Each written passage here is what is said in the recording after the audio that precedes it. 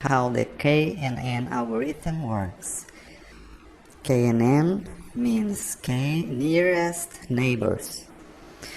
It's a very simple algorithm, and given n training vectors, suppose we have all these A and O letters as training vectors in this b-dimensional feature space, the kNN algorithm identifies the k nearest neighbors of C. C is another feature vector that we want to estimate its class, but in this case it identifies the nearest neighbors regardless of labels. So suppose this example, we have k equal to 3 and we have the classes A and O, and the aim of the algorithm is to find the class for C. If k is equal to 3, we have to find the 3 nearest neighbor of C. So we can see that in this case the 3 nearest neighbors of C are these 3 elements here. We have one nearest neighbor of the class A and have 2 elements of the class O which are near to C. So we have 2 votes for O and 1 vote for A. In this case, the class of the element C is going to be O. This is very simple how the algorithm k nearest neighbor works. Now, this is a special case of kNN algorithm, is that when k equal to 1, so we must try to find the nearest neighbor of the element will define the class.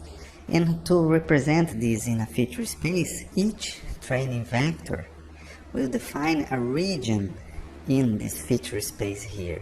And a property that we have is that each region is defined by this equation. We have a distance between each element x, and xi has to be smaller than the same distance for each other element.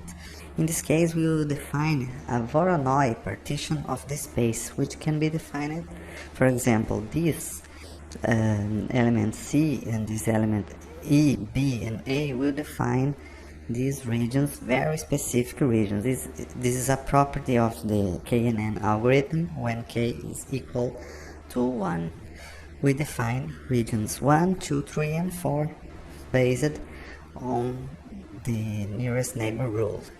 Each element that is inside this area will be classified as A. As well, each element inside this area will be classified as C. And the same for the region 2 and region 3 for classes E and B as well. Now I have just some remarks about the kNN. We have to choose an odd value of k if we have a 2-class problem. This happens because when we have a 2-class and if we set k equal to 2, for example, we can have a tie. What will be the class, the majority class inside the nearest neighbor? So we have always to set odd values for a 2-class problem. And also the value of k must not be a multiple of the number of classes. It's also to avoid ties.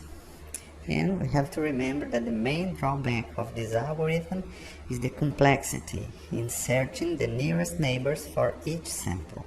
The complexity is a problem because we have lots of elements. In the case of a big data set, we will have lots of elements and we will have to search the distance between each element to the element that we want to classify. So for a large data set, this can be a problem.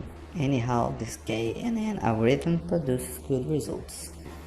So this is the reference I have used to prepare this presentation. Thanks for your attention, and this is very briefly how the kNN algorithm works.